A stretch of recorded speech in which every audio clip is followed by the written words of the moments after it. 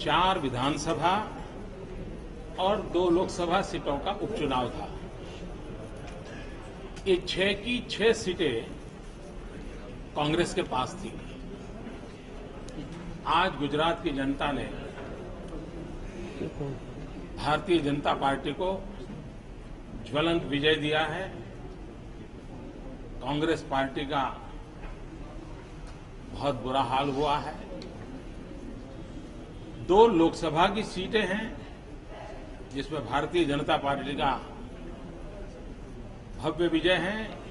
ये लोकसभा सीटों पर कांग्रेस का पराजय एक प्रकार से 2014 का सीधा सादा देश की जनता की नाराजगी का संदेश है। दिल्ली की सरकार को अल्टीमेटम है। मैं इस भव्य विजय के लिए गुजरात के सभी मतदाताओं का हृदयपूर्वक अभिनंदन करता हूं, धन्यवाद करता हूं। भारतीय जनता पार्टी के सभी कार्यकर्ताओं को परिश्रम भी रंग लाया है। गुजरात प्रदेश भारतीय जनता पार्टी के अध्यक्ष श्रीमान आर.सी. फड़दू के नेतृत्व में लड़े गए इस चुनाव में भव्य विजय प्राप्त हुआ है।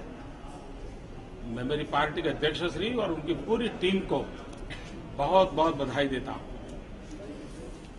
आज इंटरनल सिक्योरिटी के संबंध में मीटिंग थी, तो मैंने प्रारंभ में कहा है कि यूपीए के टेन्योर की शायद ये आखिरी बैठक है और मैंने कहा है कि मनमोहन सिंह जी के नेतृत्व में ऐसी 10 साल से ऐसी मीटिंगें हुई हैं। तो 10 साल में भारत सरकार ने इंटरनल सिक्योरिटी के संबंध में क्या किया, मुख्यमंत्रियों ने, राज्यों ने क्या सुझाव दिए थे, उस पर क्या एक्शन टेकन हुआ, उसका एक व्हाइट पेपर देश के सामने रखना चाहिए। क्योंकि लग रहा है कि मीटिंग एक रिचुअल बन गई है। मुख्यमंत्री सुझाव देते हैं, वो सुन लेते हैं, बाकी कहीं एक्शन टेकन में नजर नहीं आते हैं। तो अच्छा होगा कि देश की इतनी शक्ति समय लग रहा है तो उसका उपयोग क्या हो रहा है, देश को जानना चाहिए। और इसलिए मैंने उनसे मांग की।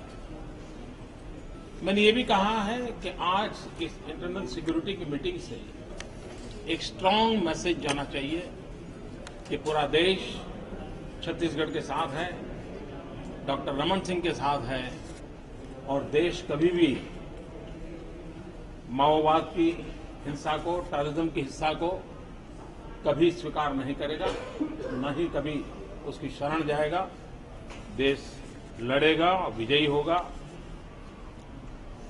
पशुपति से तिरुपति तक पूरा रेड कॉरिडोर माओवादियों ने रक्त रंजित कर दिया है। प्रधानमंत्री से मैंने आग्रह किया है आज मीटिंग में कि इस माओवाद को निपटने के लिए 2 pronged स्ट्रेटेजी होनी चाहिए। एक, आज जो नक्सल या माओवाद अफेक्टेड एरियाज हैं, और दूसरे जहां पर माओवाद की नजरें टिकी हुई हैं, जिसने प्लान किया हुआ है। 2011 में दिसंबर में पार्लियामेंट में प्रधानमंत्री ने और भारत सरकार ने पार्लियामेंट में जवाब दिया था कि 6 बड़े शहर और Mumbai, Poona to Ahmedabad golden corridor को उन्होंने फ्यूचर प्लान में टारगेट किया है।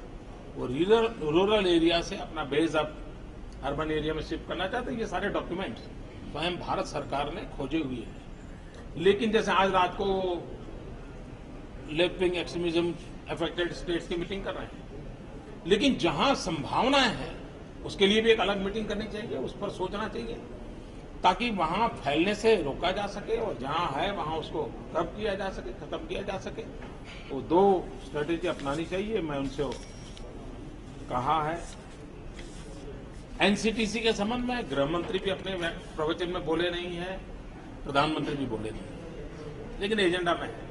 तो मैंने कहा आप बोले नहीं है इसलिए लगता तो है आपका मन क्या है, लेकिन फिर भी मैं इस पर बड़े आग्रह से कहना चाहता हूं कि आप नई नई एजेंसियां बना करके समस्याओं का समाधान नहीं कर सकते। एक नई एजेंसी बना करके आप पूरी वेस्ट एस्टैब्लिश एजेंसी को आप डिमोरलाइज करते हैं, उसका कोई रोल नहीं। जैसे प्रधानमंत्री की चेयरमैनशिप में प्लानिंग कमीशन पिछले 50 साल से काम कर रहा है, इस बार आपने अचानक एनएसी बना दी।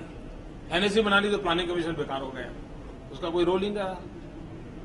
तो ऐसी स्थिति एनसीटीसी के कारण होगी, तो नहीं होना चाहिए। दूसरा, आईबी के अंदर एक अच्छा काम चल रहा था और वो था एमएससी का, मैक का। एक प्रकार से उसने अपनी जड़ें जमाई थी। अब अचानक आप आईबी से मैक को लेकर के एनसीटीसी को दे रहे हैं, इसका मतलब ये हुआ कि जो बच्चा अभी तो अपने पैरों पर खड़ा हो रहा था, मैक नाम का, उसको आपने अनाथ कर दिया। यानी कोई सोच नहीं है, ऐसे ही वो रोजमर्रा का काम जैसे निकालते हैं उसी प्रकार से काम चल रहा है, जिससे तो देश की सुरक्षा का होता है। मैंने आज एक गंभीर आरोप लगाया है। मैंने कहा है कि आपकी बातें तो राष्ट्रीय सुरक्षा की होती हैं, लेकिन आपके एक्शन राजकीय सुरक्षा के लिए होते हैं। देश को राष्ट्रीय सुरक्षा में इंटरेस्ट है, आपकी राजकीय सुरक्षा में इंटरेस्ट नहीं है। और आप सारी एजेंसीज को अपने नीति राजनीतिक उपयोगों के लिए कर रहे हो, और उसके कारण इंस्टीट्यूशंस भी सारी आप बर्बाद कर रहे हो। उन्होंने एक मॉडर्नाइजेशन का काम किया है। उस मॉडर्नाइजेशन में मैं देख रहा हूं कि 2002 में जो बजट था 1000 करोड़, आज 2013 में भी वही बजट है, कोई बढ़ोतरी नहीं होती। पहले वो 100% भारत सरकार देती थी, बाद में उन्होंने 25% स्टेट के डाल दिया, और पिछली बार हमने सुझाव दिया कि कम करो तो उन्होंने कम नहीं किया, 25 का 40 कर दिया। तो स्टेट के ऊपर बर्डन बढ़ता जा रहा है, न वो बजट बढ़ा रहे हैं, और एक प्रकार का वो कागजी कार्रवाई उनकी बढ़ी। दूसरा, भारत सरकार को पंचायत पर तो भरोसा है, लेकिन स्टेट गवर्नमेंट पर भरोसा नहीं। चाहे वो यूपीए स्टेट गवर्नमेंट हो या एनडीए स्टेट, किसी स्टेट पर उनका भरोसा नहीं है। पंचायत को सीधा सीधा वो पैसा दे देते, कोई प्रॉब्लम नहीं। लेकिन मॉडर्नाइजेशन के नाम पर जब स्टेट को पैसा दे रहा हो तो 2 साल चिट्ठी पट्टी चलती है, क्या प्रोजेक्ट है, कौन टेंडर है, कौन वेंडर है, इसी में 2-2 साल चले जाते हैं। उसके बजाय वो गाइडलाइंस बनाए, प्रोटोटाइप कोई व्यवस्थाएं बनाए, और उसके आधार पर देखें भी हो रहा है कि नहीं हो रहा है। लेकिन पंचायत पे भरोसा करो, स्टेट गवर्नमेंट पे भरोसा नहीं करो, ऐसी तो कोई सरकार नहीं हो सकती है। मैंने 2 बार और कही आज, आप एक बार यहां भाषण तो दे देते हो, माओवाद ये टिकना फलाना। मैंने ये भी कहा है कि छत्तीसगढ़ में जो मारे गए हैं उनके प्रति हम श्रद्धा व्यक्त करते हैं, लेकिन साथ साथ जो पुलिस के जवान मारे जाते हैं उनके प्रति भी हमारी श्रद्धा भाव व्यक्त करते हैं। जो सेना के जवान मारे जाते हैं उनके प्रति हमारा श्रद्धा भाव व्यक्त करते हैं। हमारे जवानों के सर काट लिए गए उनके प्रति हम श्रद्धा भाव व्यक्त करते हैं। केरल के 2 मछुआरों को मार दिया गया, उनके प्रति हमारा श्रद्धा भाव व्यक्त करते हैं। ये मैंने कहा है, और मैंने कहा है पूरा हाउस छत्तीसगढ़ के साथ खड़ा हो जाए, पूरा हाउस रमन सिंह जी के साथ खड़ा हो जाए, इसको मैंने आग्रह कहा है। माओवाद में आपको मालूम है, आंध्र के अंदर एक कलेक्टर को किडनैप किया गया था। उस कलेक्टर को वापस छुड़वाने के लिए 7 माओवादियों की मांग की गई थी। उसमें एक माओवादी जो थे, वे एक एनजीओ की चेयरपर्सन थी जो जेल में थी, पद्मा करके, उसको छोड़ने की मांग की। ये पद्मा कौन है? ये पद्मा एनएसी के मेंबर जो एक एनजीओ चलाते हैं उसकी वो चेयरपर्सन थी, और जिसका पति नॉन माओवादी टेररिस्ट है। अगर एनएसी के एनजीओ की एक्टिविस्ट उसको छुड़वाने के लिए एक कलेक्टर को किडनैप कर दिया जाए, उसके बाद भी वो व्यक्ति एनएसी में हो, एनजीओ को कुछ न हो, तो आप कैसे टेररिज्म के हो? इसलिए तब मैं कहता हूं, आप राष्ट्रीय सुरक्षा की बातें करते हो, लेकिन आपके एक्शन राजकीय सुरक्षा के। उसी प्रकार से छत्तीसगढ़ के पुलिस के जवानों ने जिसके ऊपर केस किया, कोर्ट में जो हुआ उसके लिए अलग डिबेट हो सकती है, लेकिन उसी रात उसको अचानक प्लानिंग कमीशन का मेंबर बना दिया, जिसके चेयरमैन प्रधानमंत्री को। आपने सारे फोर्स को डिमोरलाइज कर दिया, एक स्टेट को डिमोरलाइज कर दिया। तो ये कोई माओवाद के खिलाफ लड़ने की न कोई आपकी रणनीति है, न कोई आपकी सोच समझ है। दूसरा मैंने कहा है कि ये एनसीटीसी वगैरह जो आप कर रहे हो, आप फेडरल स्ट्रक्चर को लगातार दुर्बल करते जा रहे हो। सब राज्य मिलकर के भारत सरकार के साथ देश चलाते हैं। हम किसी को कम ना आके, हर एक का अपना महत्व है, उसको स्वीकार करें। ये बिग ब्रदर का एटीट्यूड ठीक नहीं है और इसलिए फेडरल स्ट्रक्चर को इंटैक्ट रखें।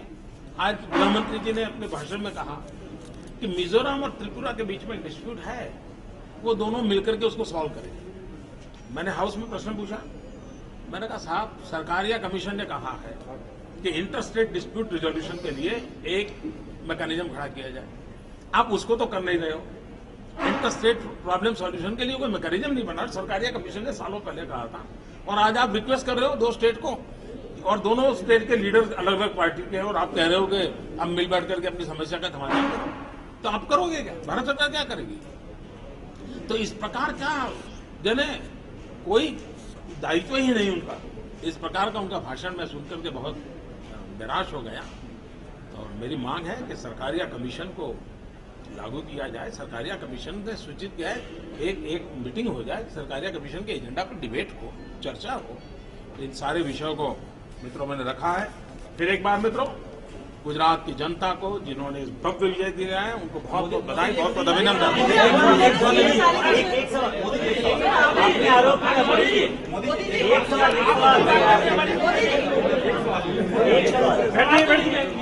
मनीष प्लीज नीचे अरे पीछे नीचे हो यार।